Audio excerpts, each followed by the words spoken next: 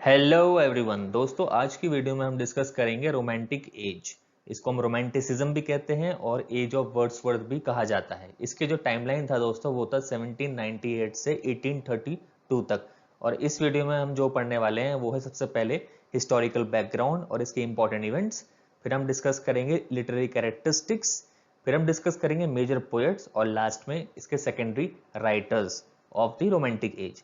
तो चलिए सबसे पहले हम डिस्कस करते हैं इसका हिस्टोरिकल बैकग्राउंड। दोस्तों, एलिजाबेथ एज के बाद रोमांटिक एज ऐसा दूसरा क्रिएटिव पीरियड है हिस्ट्री ऑफ इंग्लिश लिटरेचर का। मतलब एलिजाबेथन एज के बाद रोमांटिक एज जो है वो सबसे ज्यादा क्रिएटिव पीरियड रहा है हिस्ट्री ऑफ इंग्लिश लिटरेचर का। दोस्तों, रोमांटिसिज्म एक आर्टिस्टिक, लिटरेरी, म्यूजिकल और एक इंटेलेक्चुअल मूवमेंट था जो ओरिजिनेट हुआ था यूरोप से, जब 18th सेंचुरी का बस एंड ही हो रहा था।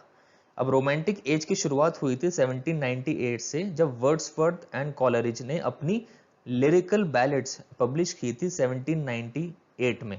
उसी टाइम से इंग्लिश रोमांटिक मूवमेंट स्टार्ट हुई थी और खत्म हुई थी 1832 में।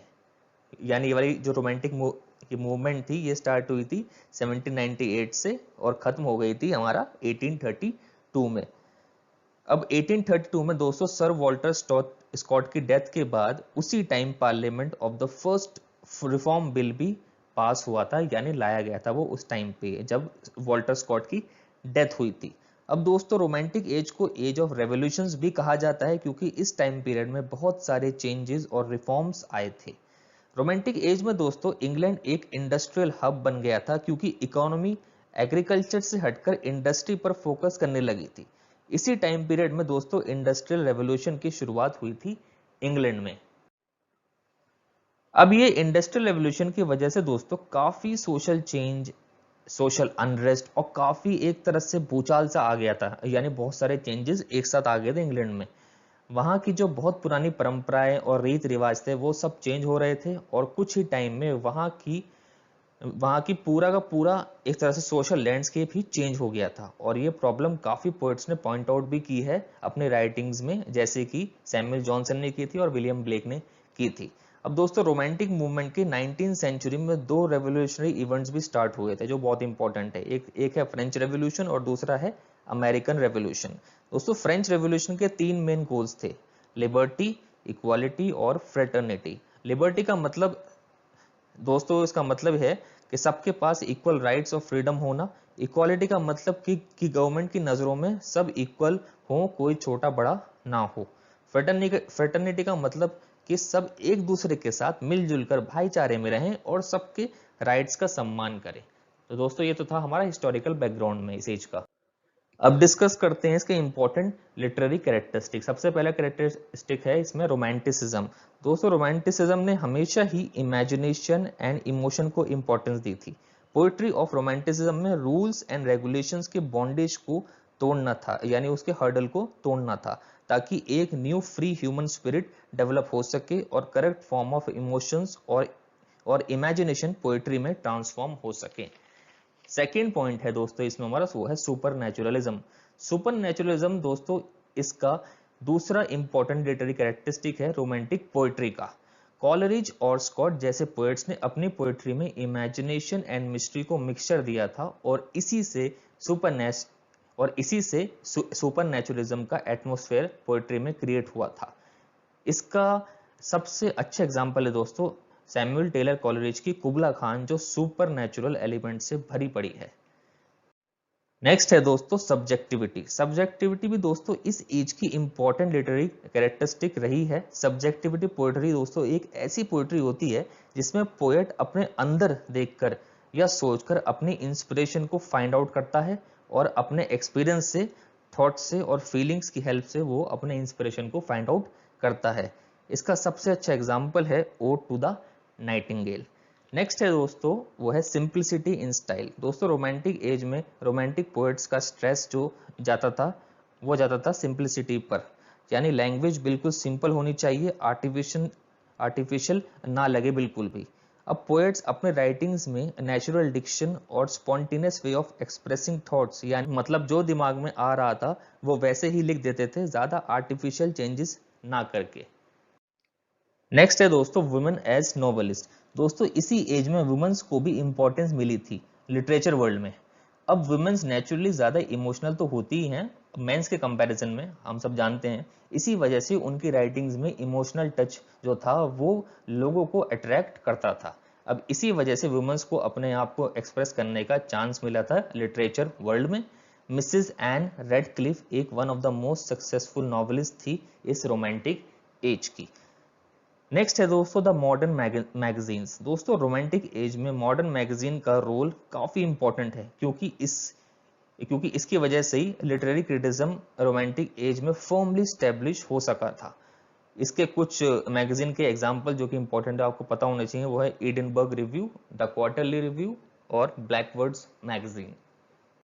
नेक्स्ट बात करते हैं इंपॉर्टेंट जो है दोस्तों, वो है major poets of romantic age. जो सबसे मेजर पोएट हैं, सबसे इंपॉर्टेंट जो है वो है विलियम वर्ड्सवर्थ।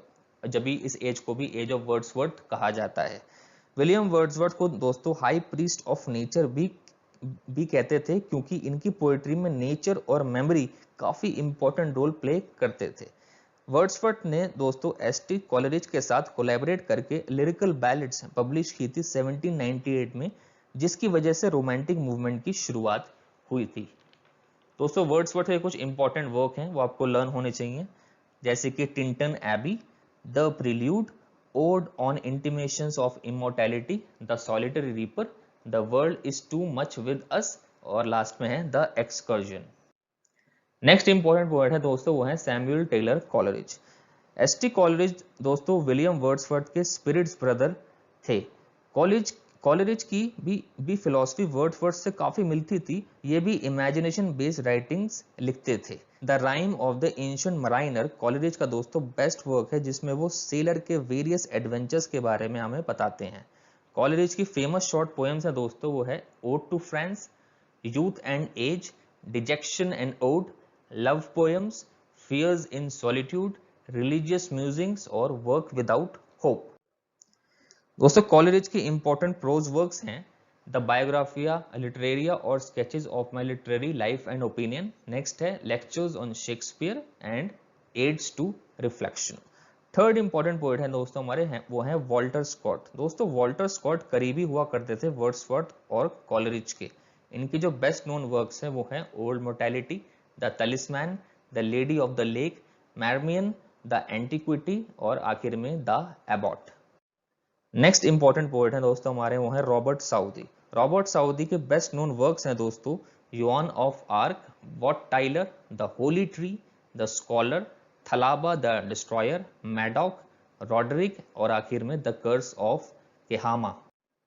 नेक्स्ट इंपॉर्टेंट जो पोएट है दोस्तों इस एज का वो है Lord Byron. So Lord Byron के फेमस वर्क्स हैं Don Juan, the bride of the Abydos, hours of idleness, the prisoner of Chillon, the corsair और आखिर में कैन। नेक्स्ट इंपॉर्टेंट पोएट है दोस्तों हमारे 6 नंबर पे वो है पीबी शेली। दोस्तों पीबी शेली के इंपॉर्टेंट वर्क्स हैं the revolt of Islam, Ozymandias, Prometheus unbound, the mask of anarchy, ode to a skylark और आखिर में ode to the west wind.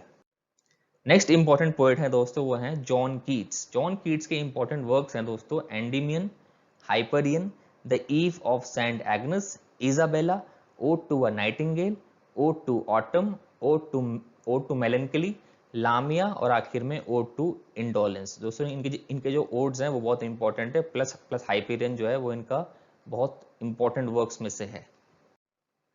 8 number पे है दोस्तों इंपॉर्टेंट पोएट वो है चार्ल्स लैम। चार्ल्स लैम के जो फेमस वर्क हैं दोस्तों वो है essays on Elia, the last essays of Elia, John Woodvil, tales from Shakespeare, the old familiar faces. दोस्तों नेक्स्ट हमारे इंपॉर्टेंट पोएट हैं वो है थॉमस डी क्विंसी। इनके जो इंपॉर्टेंट वर्क्स हैं दोस्तों वो हैं Joan of Arc, English mail coach, murder considered as one of the fine arts, Suspiria de Profundis, dream fugue और लास्ट में है confessions of an English opium eater. Next और जो लास्ट है दोस्तों हमारा मेजर पोएट वो है विलियम हैजलिट। इनके जो इंपॉर्टेंट वर्क हैं वो है the English poets, the English comic writers, the spirit of the age और लास्ट में है the dramatic literature of the age of Elizabeth. तो ये तो हो गए दोस्तों बहुत मेजर पोएट्स के। अब आते हैं सेकेंडरी राइटर्स इस रोमांटिक एज के। जो सबसे पहले नंबर पे है वो है दोस्तों जेन ऑस्टिन। इनके जो इंपॉर्टेंट वर्क्स हैं इनके 6 तो हमारे मेन इंपॉर्टेंट वर्क्स हैं, वो हैं pride and prejudice, sense and sensibility, एमा, मैन्सफील्ड पार्क, परसुएशन और आखिर में है नॉर्थैंगर एबी। नेक्स्ट हमारे जो इंपॉर्टेंट सेकेंडरी राइटर हैं रोमांटिक एज के, वो हैं वॉल्टर सैवेज लैंडर। ये जो इंपॉर्टेंट वर्क्स हैं दोस्तों वो हैं गेबर, हेलेनिक्स, इमेजिनरी कन्वर्सेशंस, पेरिकल्स एंड एस्पेसिया और लास्ट में है the citations of William Shakespeare. तो दोस्तों आपको इन सब के वर्क्स लर्न होने चाहिए और ये मैंने बेस्ट वर्क्स फाइंड आउट किए हैं आपके लिए। आई होप आपको वीडियो पसंद आई होगी। Thanks for watching.